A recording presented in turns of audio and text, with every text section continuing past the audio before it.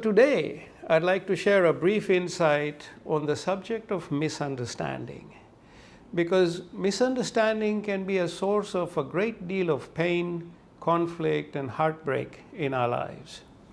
Now, misunderstandings can derail us in our spiritual quest too, so therefore it merits a few moments of introspection, I believe.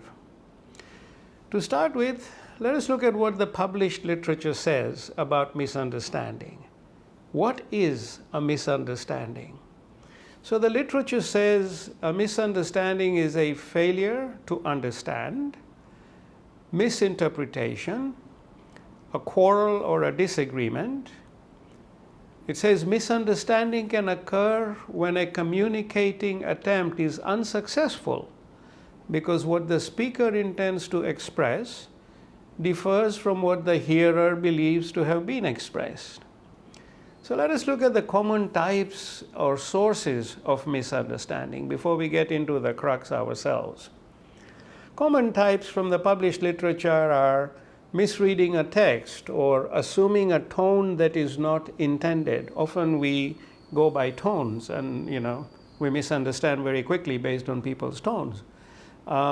Second is listening with an intent to respond rather than active listening. Now, this is a real problem because if we are talking to each other and I am just hearing you, long enough so that I can respond immediately, then I'm not absorbing what you're saying. So listening with the intent to respond rather than active listening is a very common source of misunderstandings. Then there is sarcasm, which leaves the door wide open to misunderstanding. There is passive-aggressive dialogues, where people say one thing but mean something completely different. Passive-aggressive is a form of attack against someone without screaming or shouting, but it's equally damaging and unhealthy. So people say one thing but mean something entirely different. Then there is another source of misunderstanding is differing views and principles, or using the wrong expression, or misinterpretation of the undertone. Sometimes a person may mean one thing, but you may misinterpret it and think that they are taunting or insulting you. So misunderstandings can arise very quickly. Many miscommunications occur when people try to discuss sensitive matters on the text or WhatsApp because contexts are absent. There's no context to that conversation, they're absent. And it is very easy for the recipient to totally misunderstand the intent of what is being said. I mean, it happened with me in one time where I received a text from a very dear friend about a family problem she was facing. And I responded with what I thought were constructive solutions because I read the text and responded with some constructive solutions. But that really upset her because she thought I was being insensitive, which kind of came to me as a shock. What she wanted from me was an acknowledgement and understanding of her plight, of her problem. That's all she wanted. Yet I thought she wanted solutions. So instead, she got practical solutions that one normally gets from an engineer. With a few words on WhatsApp message, how could I possibly know the response I was expected to provide? A lot of misunderstandings occur when you can see someone, their facial expressions, their body language. You can pick up the context of what they are saying far better. So email and texts, in my opinion, are sterile forms of communication that easily fuel misunderstandings. I mean, there's a joke of talking about engineers, of the MBA and the engineer who go out camping. And then they spend the whole day, and then at night they're both lying down, and the MBA is looking at the stars and going, "Look at these beautiful stars. They are a gift of the universe to us. They are such mysterious symbols of mystery. They are mystical." And he keeps talking, and then he looks at the engineer and says, "What do you think?" The engineer goes, "The fact that you and I can see those stars means someone stole our tent." So that's how different we can be in our perspectives. Okay, So now that we've established a brief background on misunderstanding from the published literature side, let us look at some constructive ways in which we can overcome misunderstandings. So I'd like to start by sharing this beautiful quote by Khalil Gibran, which says, "Between what is said and not meant, and what is meant and not said, most of love is lost." I'll repeat that. Between what is said and not meant, and what is meant and not said, most of love is lost. So true. So beautifully articulated the roots and outcomes of misunderstandings. And the casualty is love. So let us take this important life lesson of misunderstandings and overcoming misunderstandings a bit further today. And our two friendly angels, Cyrus and Luminous, are going to join us to share some of their timeless wisdom on the subject of overcoming misunderstanding. And Cyrus said that Luminous and I spoke to a gathering of 4 very advanced souls who just completed their lives on earth.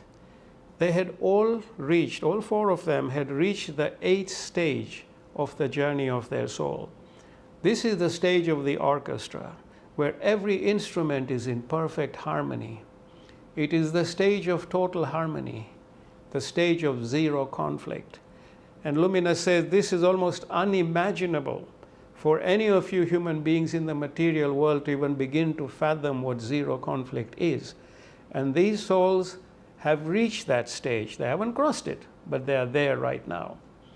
And so once they finish their life on earth, these 2 angels are going to share some of the wisdom that they impart.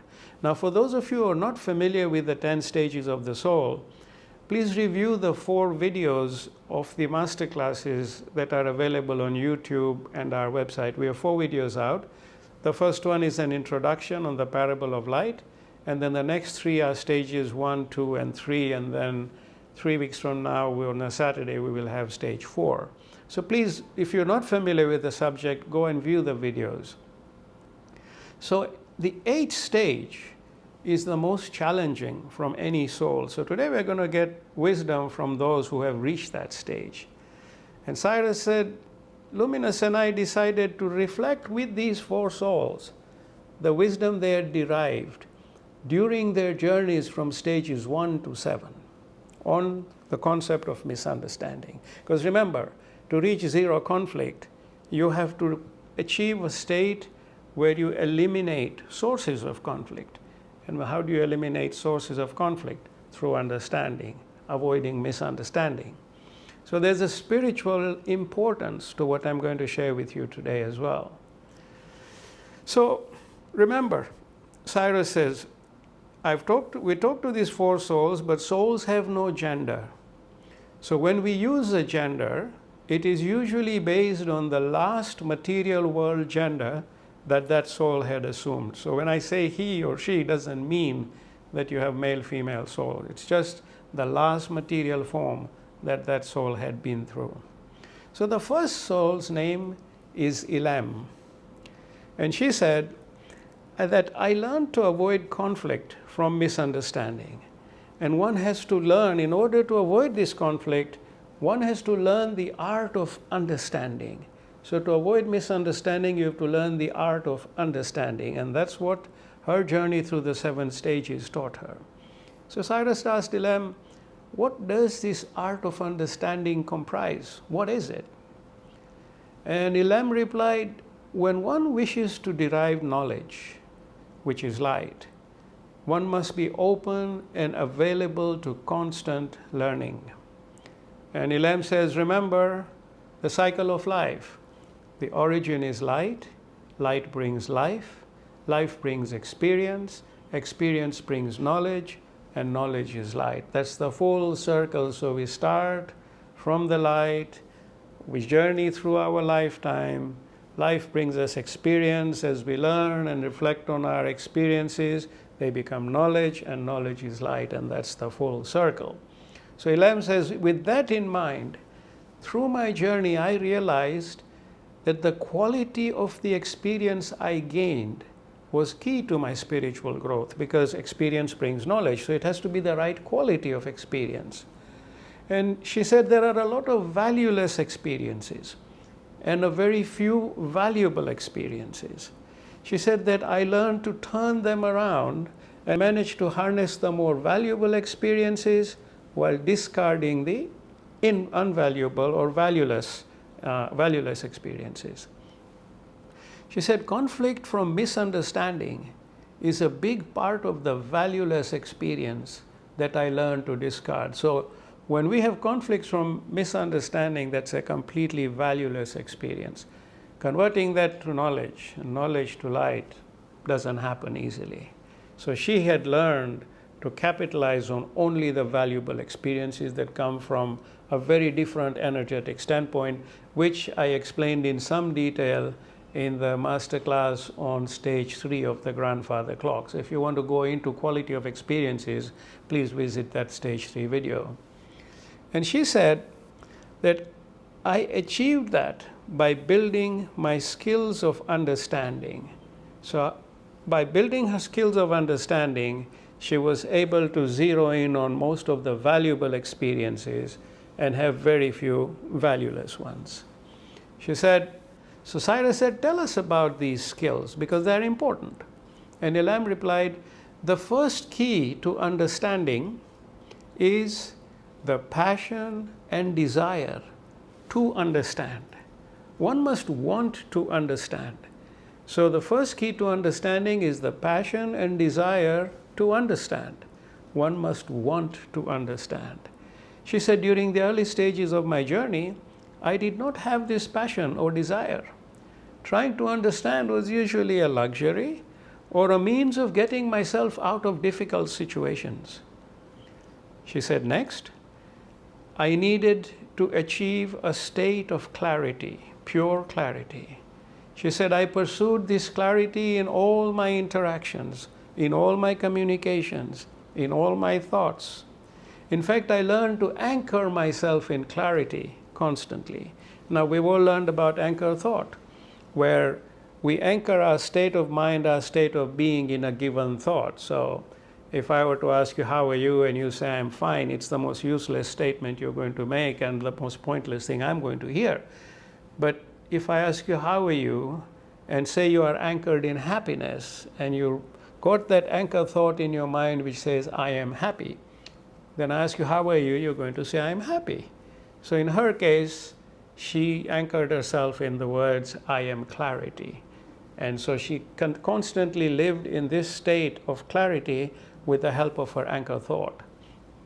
And she said, this anchor thought facilitated my communications with others from a very clear and constructive vantage point. Because if you are anchored in clarity, you are going to understand much better. You're going to be clear.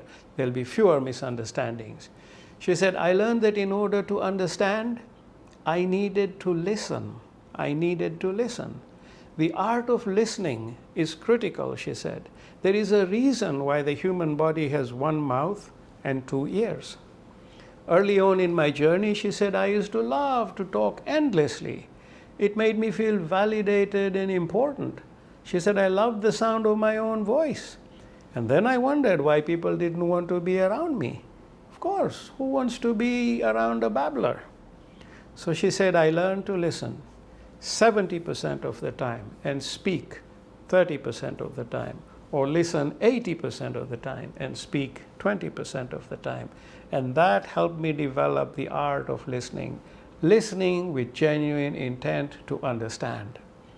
She said, number 4, I learned to focus and immerse myself fully in every conversation. So she said, apart from listening, I took a keen interest in observing people's expressions and body language. She said, I was actually able, through this focus, to feel what they were feeling. I was able to feel their feelings and engage with their thoughts because I was able to step into their shoes. Step into their shoes. If you step into someone's shoes and you can feel what they feel and you focus on them so closely, you will understand them. And she said, to see things through their eyes and appreciate why they did and said the things they did. So she was able to see through their eyes. She said, this focus enhanced my clarity and understanding by leaps and bounds. And this is one of the ways she made it to stage 8. She said, but these lessons didn't come easy. She said, I learned them the hard way. And in one of my lives, she said, I remember a time when a classmate of ours, who was very pretty, prim and proper, like she really held herself well, she said she joined us on a weekend retreat. And she refused to sleep with the rest of us girls in the shared dormitory.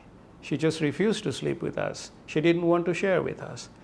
And she said this offended us all to no end. And we ganged up on her and chastised her mercilessly for being snobbish and arrogant and elitist. And she said, we were all in our late teens at the time, rambunctious and sometimes cruel. And she said we made her feel so miserable, we attacked her so much, that she left the retreat in tears and took a long bus ride home all on her own. Several years later, many years later, I learned that she had passed away in a car accident. And I got to know her husband, and as I got to know him better and asked him more questions about her, obviously she had passed on. She was a friend, or I didn't treat her like one, but she was a friend. And I learned from him that she had always been highly sensitive about her appearance. She was extremely hard on herself when she gained even the slightest of weight, or even when a tiny pimple appeared on her face. She was really hard on herself. Her entire sense of value came from looking perfect all the time. Then she said it all became clear to me. I realized why she didn't want to share a dormitory with us. She didn't want to be seen without her makeup first thing in the morning. She didn't want any one of us to be able to see any of her bodily imperfections. She was so sensitive about her looks, and we all completely misunderstood her. We read into her reluctance to share the dormitory with us as arrogance and being elitist.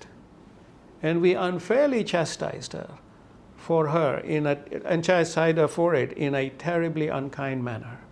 What a tragic misunderstanding, she said. She said, I visited her grave one day and apologized profusely, but it was a little too late for that. In that lifetime, she said, I learned the importance of trying my best to look at things through the eyes of others.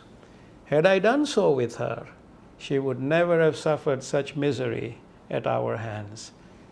We would have understood each other. She said, my art of understanding, my power of understanding would have made me see things through her eyes, and we would never have discarded her the way we did. So Cyrus said to Elam, I'm so glad that you learned all these important lessons along the way. So he said, if I were to summarize the lessons you just shared with us on the art of understanding, they would include, number 1, wanting and having the desire and passion to understand. 2, consciously building and living within a state of clarity. Number 3, being a good listener. Number 4, focusing fully upon each person, encounter, and communication to a level where you are able to experience their feelings and see through their eyes. 4 very valuable lessons you have shared here, Elam, Cyrus said. Next, Cyrus called upon the next soul, Aureo, another very advanced soul, to shed some light on what he had learned about overcoming misunderstanding through his journey from stage 1 to 8. Aureo said, the biggest lesson I learned was to identify my ego and put it to rest when it became destructive. He said there are 2 types of ego. There is the constructive ego, which brings confidence and the ability to create whatever one wishes to. From a very positive perspective, And then there's a second type of ego, which is the destructive ego, which is driven by thirst for power and control, need for constant validation, need to be above and better than others, always holier than thou, believing that one is infallible and therefore offended by the slightest of criticism, feeling entitled to the praise and gratitude of others, and more. Rio said, I used to have a very destructive ego earlier on in my journey. I was the absolute definition of narcissism. And this held me so far back and brought me nothing but pain and misery upon myself and all those around me.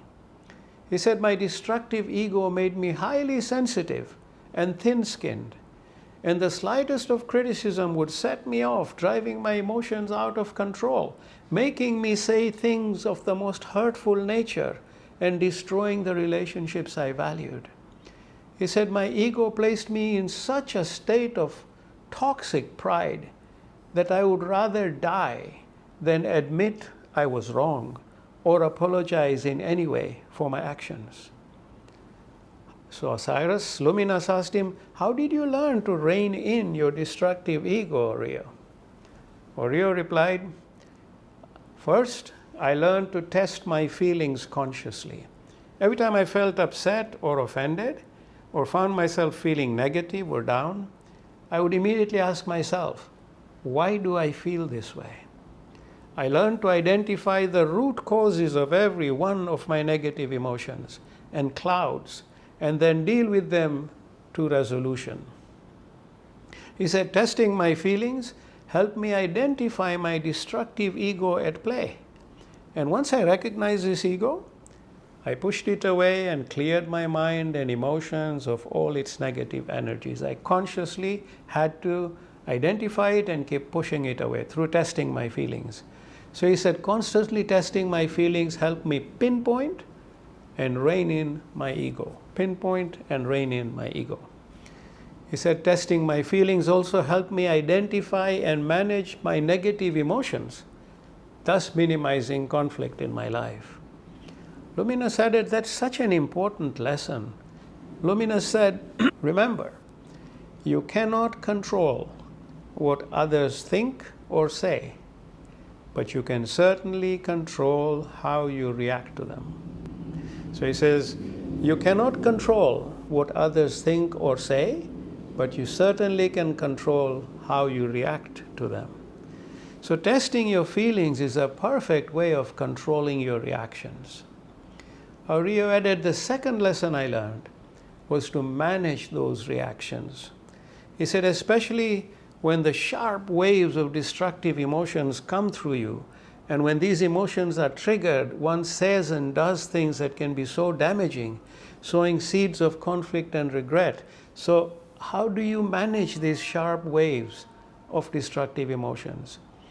He said, I learned to cushion such emotions with affirmations, words like, in inverted commas, now is not the time to act. There will be ample opportunity. So when he felt those surges to want to shout or tear someone down or react badly, he would repeat in his mind and tell himself, now is not the time to act. There will be ample opportunity. And most of the time, he said, such emotions died down. Because once I used that affirmation, I didn't react, those emotions died down. Without requiring action or words, maintaining peace and harmony in my life. That's one of the ways he got to the 8th stage. He said, I remember the story of a man who walked into his home to be greeted by his blood-covered dog. He had left his baby boy under the care of the dog. And when he got home and he saw this dog blood-covered, he was so filled with rage because he thought the dog had hurt his child. He was so angry that he hit the poor animal over its head with a blunt piece of metal that was in his hand, killing it instantly. So he was now very scared to see what had happened to his child. Dog is dead. Then he ran up to the baby's room, only to find his little son sitting in his crib playing with a huge deadly snake covered in blood on the floor. So the dog had killed the snake to protect the little one. And when it heard its master, it came running to the door to let him know the baby was safe. Instead of receiving the gratitude and happiness of its master, the poor dog was beaten to death. Therefore, he said it is essential to remember that controlling and managing one's emotions is an absolute necessity in life. Absolute necessity. He said, look at the scale of the misunderstanding triggered by that destructive emotion that led to the master killing his loyal and loving dog. The master grieved for his dog and repented that moment for the rest of his life. He even had a golden statue made in its honor. What good is such material symbol after the fact? He could have controlled those emotions, and that's the key for all of us to take away with it. He said, remember, the power lies in the moment and every action that occurs in it. So the true power lies in the moment and every action that occurs in it. The moment can include the power of peace and harmony, or it can include the power of conflict and destruction. It's all in one's control. If he had gone with the affirmation, if he had calmed himself down, that moment would have been filled with peace and harmony. He would have gone up to check on the child and then decided what to do. Instead, he filled that moment with the power of conflict and destruction. He gave in to that rage and that emotion. And yet, both options were under one's control. So Rio concluded, control your reactions well, and misunderstandings may never come your way. Very powerful statement. Control your reactions well, and misunderstandings may never come your way. Or even if they do, they will be fewer in number. So next it was Jia's turn to relate her lesson learned about overcoming misunderstanding. She said, and she too had reached the 8th stage, she said, one of the key ways to overcoming misunderstandings is to build crossroads. Build crossroads? What does that mean, Cyrus said. He asked her. Jia replied, I wish to add one further step to Ilham and Aurelio's lessons on testing one's feelings and controlling one's reactions. She said, when I test my feelings and identify the root causes of my negative emotions, or even worse, I identify the destructive emotions, I stop myself completely and start with building a series of crossroads. She said, at the first crossroad, I ask myself, is this matter worth pursuing? If the answer is yes, then I go to the next crossroad. If no, then I let the matter die there.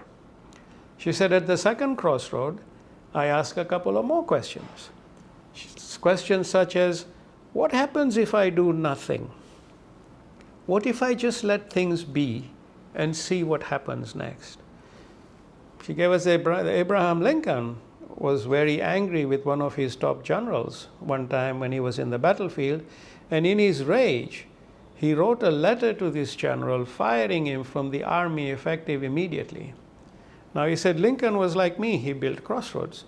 So he put the letter under his pillow for a few days to see what happened if he did nothing. On the second day, he looked at the letter and he was still angry. So he put the letter away again. A week later, he was calm and realized what a ridiculous mistake he was about to make by firing the general. He realized that his anger had fueled the misunderstanding and that in fact his general was right. So he ripped up the letter and the issue died there. Had he acted immediately, it could have cost him the war. She said, next, if I reach the third crossroad, because remember, if it's yes and yes takes me to the third crossroad and I decide I need to act, I ask the questions. What is the end game of my response or action here? What is the end game? What do I seek to achieve from my response?